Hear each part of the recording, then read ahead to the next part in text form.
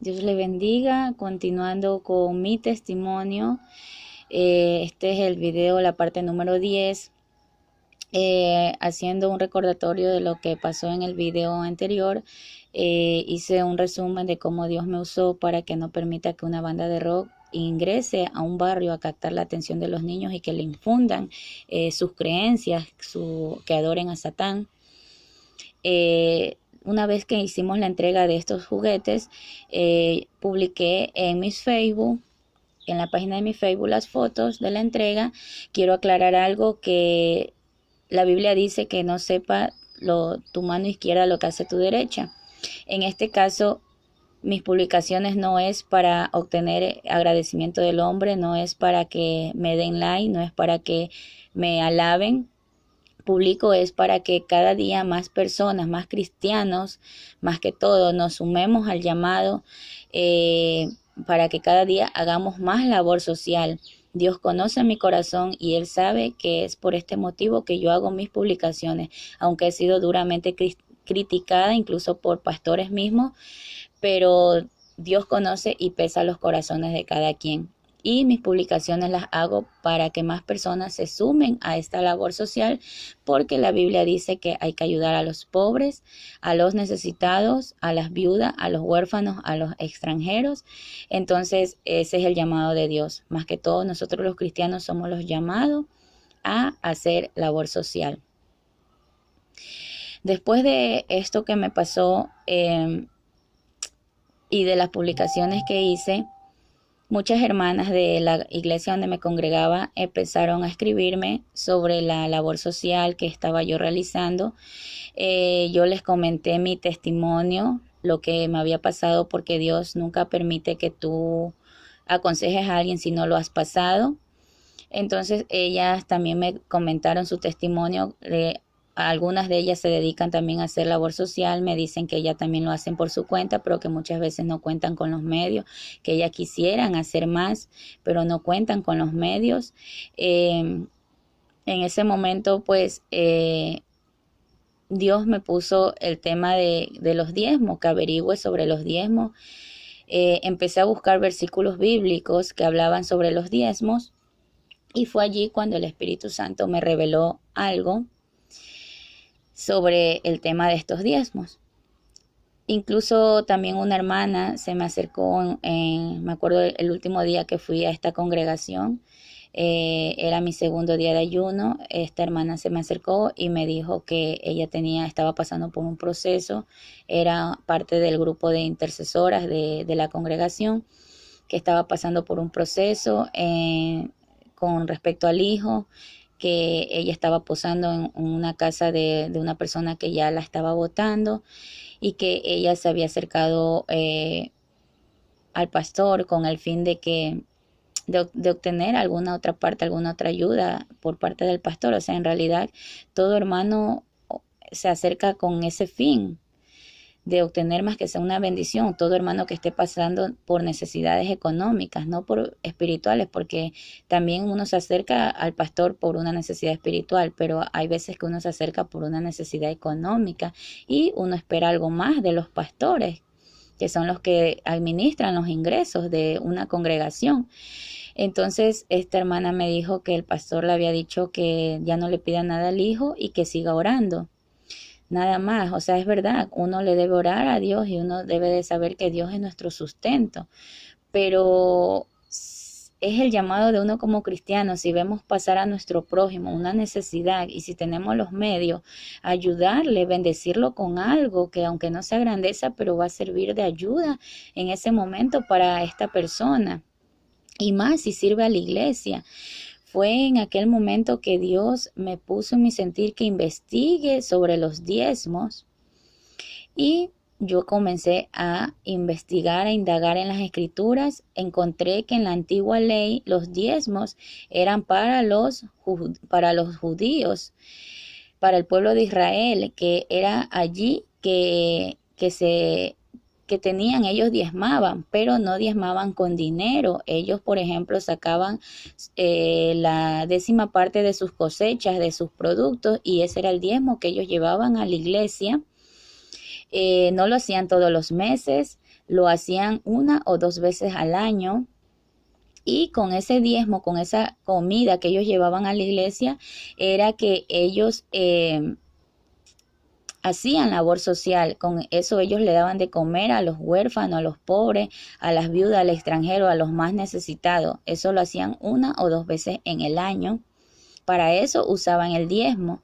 Y a eso es el versículo de la Biblia en donde dice: trae mis diezmos al alfolí para que en mi casa haya alimento. Era a eso que Dios se refería cuando inspiró a la persona que escribió este versículo. Cuando el Espíritu Santo lo inspiró, era a ese tipo de diezmo, a ese tipo de alimento que Dios se refería, al alimento que daban en las iglesias, a los que necesitaban, a los pobres, no a otro tipo de alimento como los pastores nos han hecho creer durante todo este tiempo. Aparte de eso, hay muchas personas que dicen que en la nueva ley ya no es obligación el diezmo. Sin embargo, hay un versículo en el libro de Mateo que Jesús hace nuevamente hincapié en el diezmo y dice: hay de aquellos, los que enseñan la ley, que no le den a Dios lo que es de Dios y que no usen el diezmo para lo que es. Claro que no dice así el versículo, pero esto da a entender, como dije en otros videos, yo no te voy a decir el versículo tal como lo dice en la Biblia, porque yo capto es la idea, el fondo, lo que quiere decir cada pasaje bíblico. Entonces, a eso se refería Jesús en el diezmo, o sea, que el que se va a regir a la ley antigua tiene que cumplir la ley en todo, no solamente en lo que le conviene, porque muchas veces el hombre, el que enseña el evangelio, ha tomado versículos a su conveniencia. Entonces, si tú te vas a regir al Antiguo Testamento, tienes que cumplirlo en todo lo que dice el Antiguo Testamento, no solo con el diezmo, sino también en el sacrificio de los animales, en los animales impuros, en los sacrificios que se le hacía a Jehová. Todas esas cosas, si te vas a regir y vas a llevar tu diezmo, pues tendrás que regirte en todo lo que manda el Antiguo Testamento. En el Nuevo Testamento no es obligación diezmar, pero Jesús hace hincapié en este versículo. Y al decir esto, enseñadores de la ley, se refería a los que están enseñando tanto la ley antigua como la nueva. Quiere decir que diezmar sí es bueno, pero siempre y cuando tu diezmo sea usado para lo que Dios manda, para la labor social, para ayudar. Es verdad que un obrero es digno de su salario, pero ¿a qué se refiere esto? Este versículo. Cuando Jesús mandó a sus discípulos a predicar, Jesús le dijo que en la casa donde los recibieran, que ellos posen allí, pero no se queden solamente en esa casa, y que reciban todo lo que en la casa les quieran dar. Y allí es donde él dice que cada obrero es digno de su salario. Pero ¿a qué se refería esto? Al alimento. O sea, cuando tú vas en una casa te brindan un plato de comida, un vaso de agua. Entonces, bueno, si te querían dar alguna otra cosa, bienvenido sea. Es a eso que Jesús hace hincapié en este versículo. No solamente se refiere al dinero, como muchos evangélicos han enseñado a mucha gente. Dios conoce al dador alegre, y es verdad que cuando tú diezmas, tú das tu diezmo de corazón y Él te bendice ese diezmo que tú das, porque Él conoce tu corazón y Él sabe que tú lo estás haciendo sin tener el conocimiento, solo por lo que te ha enseñado un hombre, un pastor. Pero si tú ves que en tu iglesia no hacen obra social, no seas como los siervos que hablaron conmigo, que ven que en su iglesia no hay obra social y siguen diezmando, que ven que en su iglesia no hacen obra social y no dicen nada.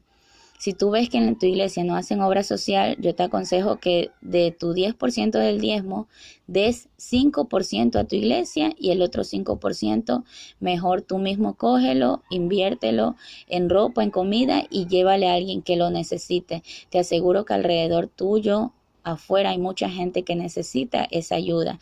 Dios conoce el corazón, la iglesia somos nosotros mismos, y si tú haces eso de corazón, no hay ningún problema en que tú no des tu 10% completo, porque igual tú lo estás dando para la obra de Dios. A Dios le gusta que uno ayude al pobre, que uno ayude al prójimo, y Dios va a ver eso como buena intención y te va a multiplicar al 100 por 1 esa ayuda que tú vas a dar.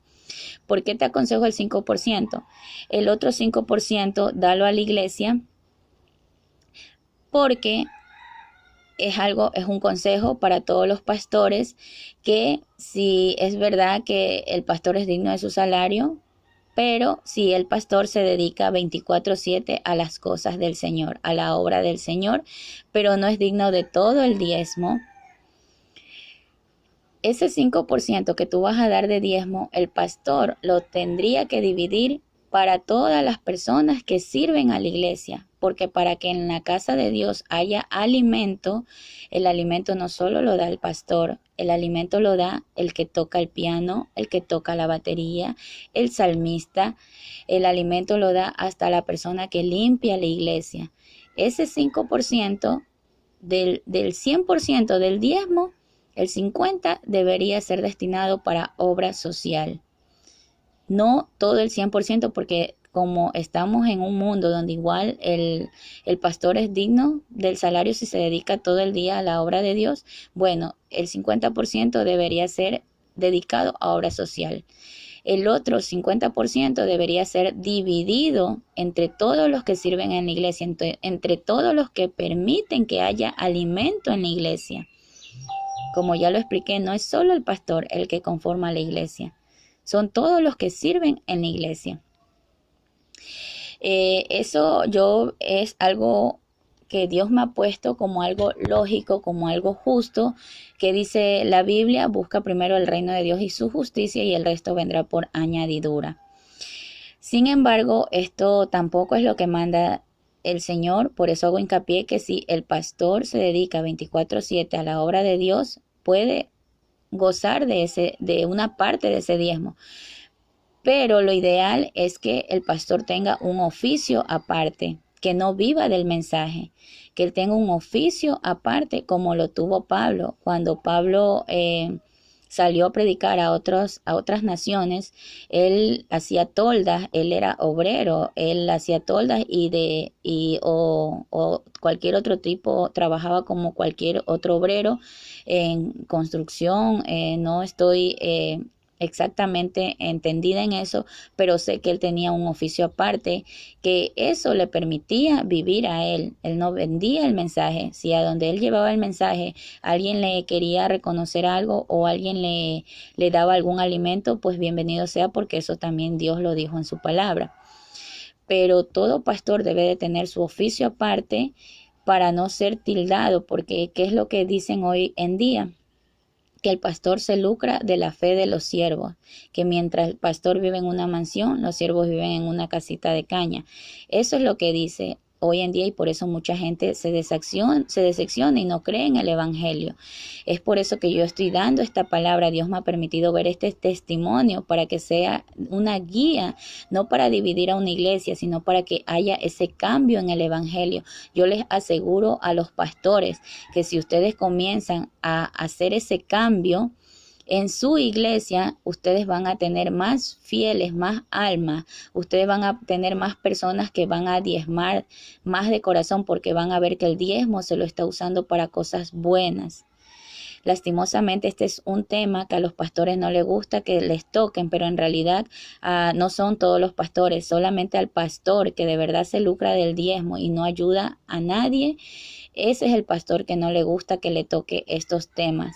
Cuando el pastor sí hace labor social, sí usa su diezmo para lo que es, y no solamente vive del diezmo, sino que tiene un oficio aparte, al pastor no le importa que alguien toque este tema. Y esto también va para los siervos, que uno debe, si uno ve una inconformidad en la iglesia, no es de quedarse callado y de decir: voy a orar y dejémosle todo a Dios. No, Dios ya está cansado de tanta injusticia. Dios quiere que todo cristiano comience a hablar, comience a manifestarse, porque Dios nos dice en su palabra que Él no nos da espíritu de cobardía, sino de amor, poder y dominio propio. Él nos da autoridad para hablar, para decir lo que está mal. Dice en la palabra de él, reprenda a tu hermano en secreto, si te oyeras ganado a tu hermano. Entonces, cuando alguien no esté conforme en algo de una iglesia, debe de hablarlo, debe de manifestárselo al pastor, que ya, y de allí, ya una vez que lo han manifestado, ya orar, porque Dios dice en su palabra que la verdad nos hace libre. Entonces debe de decir la verdad, lo que piensa, lo que Dios pone en su sentir, porque en Cristo todos somos un mismo sentir, un mismo espíritu, y si Dios nos pone un sentir en nuestro corazón, no debemos guardarlo, porque eso genera raíz de rencor, raíz de amargura, raíz de decepción. Entonces debemos hablarlo, debemos manifestarlo, siempre debemos andar con la verdad. Eso es mi testimonio, lo que yo compartí con otras hermanas de la iglesia. Yo nunca hablé mal del pastor en especial en sí. Incluso cuando yo recién empecé a congregarme en esta iglesia, una persona trató de decirme, mira, de hablarme mal de la iglesia, del pastor, mira, esta iglesia es así, así, el pastor es así. Entonces yo, como más o menos yo ya sabía la historia de la iglesia, yo le dije, yo no voy a ver al pastor, yo voy a adorar a Dios. Pero Dios ha puesto que yo vea todo esto, todo lo que yo he venido conversando en mis videos anteriores, Dios puso para que ya esto cambie en las iglesias, para que no se siga dando lo mismo, para que no se siga jugando con la fe de los cristianos, para que nadie más se siga lucrando. No solamente me refiero a un solo pastor, me refiero a muchos pastores. Y otra cosa más, otro mensaje también, que era el mensaje que Dios me mandaba para el pastor, pero el pastor no lo quiso tomar. El pastor, por ser nueva, me marginó, no lo tomó como algo espiritual, sino es que lo tomó como un pensamiento mío. Dios ya está cansado de los lujos, de la vanidad. Dios no quiere una iglesia lujosa, Dios no quiere una iglesia con tanto lujo, con tanta vanidad. Los templos de antes, en el tiempo de Jesús, eran templos sencillos, eran templos de años, no eran templos que los andaban remodelando a cada momento. Y cuando querían construir un nuevo templo o remodelarlo, todos los siervos llevaban sus mejores ofrendas, y con las ofrendas ellos reconstruían y remodelaban el templo o construían un nuevo templo. Entonces la Biblia es muy clara y nos dice que las ofrendas deben ser usadas para construir el templo, para hacer una remodelación. En este caso también para lo que son el pago de agua, luz, esas cosas, porque en el tiempo de antes no se pagaba estas cosas. En el tiempo de Jesús se pagaba otro tipo de impuesto, pero para eso usaban las ofrendas. Dios no quiere que su pueblo se endeude.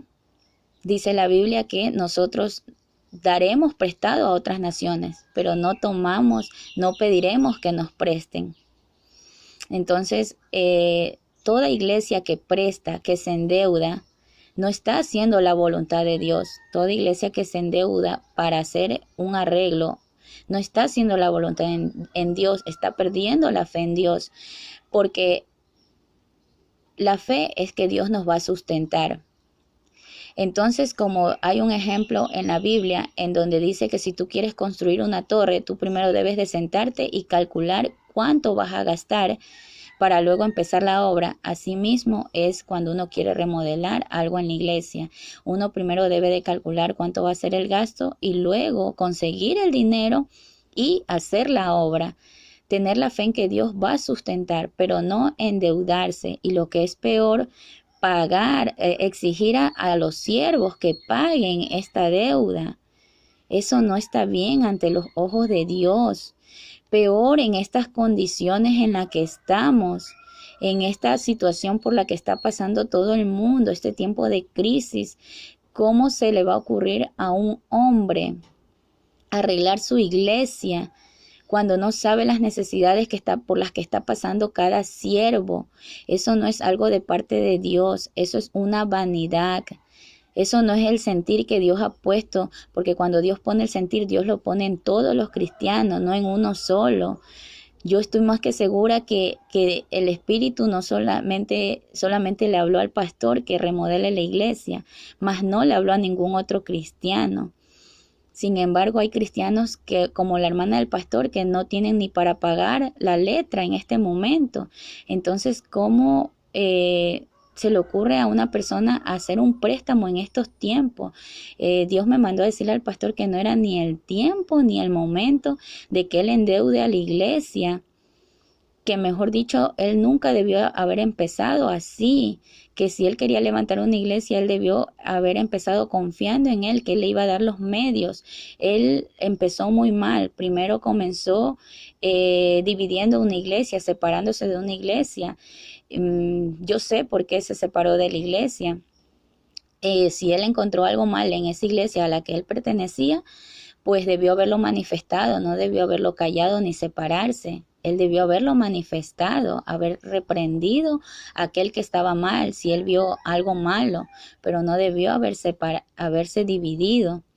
Y lo que es peor, haber comenzado, haber levantado una iglesia a través de préstamo. Eso no es de Dios, eso no va apegado a lo que dice la Escritura. El pueblo perece por falta de conocimiento. Entonces, yo como ingeniera civil, como profesional que soy, también sé hacer presupuesto. Y lo que yo dije fue que en ese arreglo que se había hecho en la iglesia no se había ido $20,000, no se había gastado $20,000. Esas fueron mis palabras al pastor. De todas las personas con las que yo hablé, hubo alguien, como en el tiempo de Jesús hubo un Judas y un Pedro, así también hubo alguien que por ganarse al pastor no le dijo las cosas como yo las había dicho. O no sé si el pastor en su conciencia tomó mal las cosas, que me llamó a decirme que yo estaba diciendo que él se estaba lucrando de la fe de los siervos, que él se estaba lucrando de las cosas del préstamo y que no sé qué. En realidad mis palabras fueron las que acabé de decir. Como profesional no se ha ido $20,000, y pues yo pido a los cristianos que lleguen a ver este testimonio que hablen, que si el pastor no tiene nada que ocultar, si él no se lucra de nada, pues que presente con facturas todos los gastos y que justifique los $20,000 que se ha gastado, ya que en mano de obra en la mayoría no han gastado porque los siervos mismos han trabajado. Lo que se puede haber gastado es en materiales. Exijan, si ustedes tienen una duda, no se queden callados, exijan al pastor que les dé con factura, que les demuestre que se ha gastado esos $20,000. Para mí es algo no lógico, es algo no de coincidencia. O sea, qué coincidencia que justamente se endeuda la iglesia con $20,000, se hace unos cuantos arreglos y, oh sorpresa, el pastor cambia de carro. En estos tiempos, ¿quién te llama de una concesionaria a decirte traiga su carro por parte de pago y lleve uno nuevo y pague como pueda? En estos tiempos que estamos, no. Exijan por favor cuentas claras para que no haya chisme en la iglesia. Y si el pastor no tiene nada que temer, él tendrá que justificar los gastos. No es para dividir, es simplemente para que todo esto cambie, para que el pastor se apegue a las escrituras, porque él ha estado llevando mal todo este tiempo las escrituras, nos ha estado apegando a lo que Dios quiere. Ha estado confiando más en los medicamentos, en la ciencia, ha perdido la fe en Dios. Mientras él predica que hay que confiar en Dios y no en un medicamento, pues él toma medicamentos. Por eso no está presente en los ayunos que tiene la iglesia este mes, porque tiene que tomar medicamentos. Está creyendo más en la ciencia, como un médico le puede decir que todas las úlceras que tiene es por los ayunos que él ha hecho. ¿Dónde está la fe en Dios? Si Dios conoce nuestros corazones y Dios sabe que si hacemos un ayuno más bien es para sanidad, ¿cómo Él nos puede castigar con úlceras, con presión, con problemas de diabetes, cuando estamos haciendo algo dedicado a Él? Un ayuno dedicado a Él. Se está perdiendo la fe, se está confiando más en la ciencia, más en un medicamento. Lo digo por experiencia. Yo empecé a confiar en un medicamento y los medicamentos me hacían peor. Luego entendí que era Dios, que era mi fe que tenía que ponerla puesta en Dios y dejé de tomar medicamentos. Eh, ¿Qué es lo que está pasando? A veces Dios nos manda las enfermedades, nos manda este tipo de pruebas para que veamos qué estamos haciendo mal en nuestra vida. Dios permite esas enfermedades para que nos pongamos a cuenta con Él y nos analicemos y veamos qué es lo que pasa, por qué esta enfermedad y tratemos de corregir, porque es de humano equivocarse, pero también es de humano corregir. Mientras estemos con vida, podemos corregir lo que hemos estado haciendo mal. Una vez que cuando me detectaron en julio que tenía artritis, que tenía colitis, gastritis, yo tenía los medios, tenía la palanca para que me den una cita con el reumatólogo. Pero yo dije, Señor, yo no voy a insistir, tú tienes un propósito en mi vida, yo voy a esperar que del hospital mismo me llamen a darme esa cita. Y efectivamente, desde el mes de julio, recién en diciembre del 2020, me llamaron a decirme que mi cita era el 8 de enero. El día que yo fui a mi cita, yo por casi pierdo mi cita porque se me hizo tarde. Dios puso en mi camino a un ángel, digo yo un ángel porque fue un taxista que me llevó, no me cobró nada. Él era un taxista cristiano, me pidió mi número para seguir en contacto, para hablar de las cosas de Dios, pero yo le di mi número y en ese momento sonó mi teléfono, pero yo lo cargaba en mi canguro y yo le dije, sí, ya me sonó, ya voy a guardar su número. Él me enseñó que él guardó mi número. Cuando yo voy en el hospital buscando para guardar el número de él, nunca encontré la llamada perdida. Nunca encontré la llamada perdida. Eso para mí fue un ángel que Dios puso en mi camino porque no quería que yo pierda mi cita, porque en la cita yo iba a tener iba a obtener la respuesta que yo esperaba de parte de Dios, la respuesta que yo ya había declarado, que Dios me iba a sanar, que en esa cita todo iba a salir positivo, que yo no iba a tener nada. Y efectivamente así fue. El especialista me chequeó, examinó mis articulaciones, porque la artritis es una inflamación a las articulaciones. Él examinó mis manos, mis pies. Me vio, me examinó las radiografías que yo había llevado. Él me dijo que yo no tenía nada, que yo estaba bien, y una vez más le di la gloria y la honra al Señor. Me dijo que me cuide en mi alimentación, que haga actividad física, que haga bailoterapia. Entonces la verdad es que ya yo venía haciendo todas estas cosas. Dios puso en mi sentir que debía de cuidarme en mi alimentación, que debía hacer actividad física, pero yo estaba haciendo ciclismo, no estaba haciendo bailoterapia.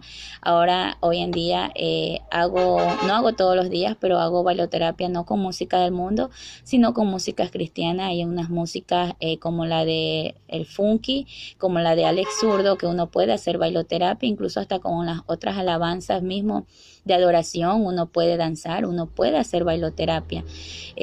No es prohibido para el cristiano hacer ejercicio, hacer actividad física, porque la misma Biblia nos dice que debemos de cuidar nuestro templo, y al decir de cuidar nuestro templo, también se refiere a lo que comemos, a lo que vemos, a lo que oímos, a lo que nos alimenta, a la actividad física que realizamos, a mantenernos en buen estado físico para tener las energías y poder seguir llevando el mensaje a otras personas.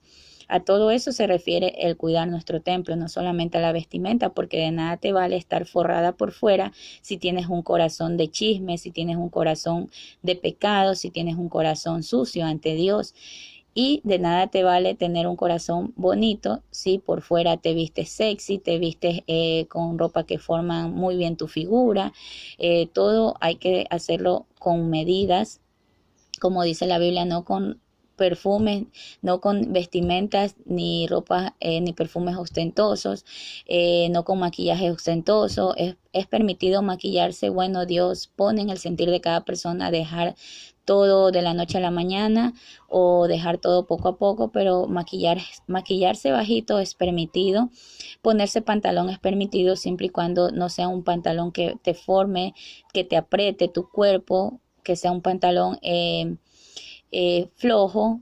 También es permitido, porque en la Biblia no dice No, nunca se refiere ni a la falda ni al pantalón, simplemente te dice la palabra vestimenta.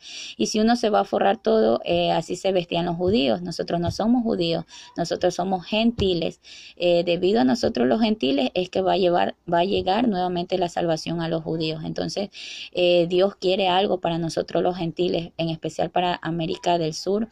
Dios quiere algo de aquí, va a salir algo grande de América del Sur.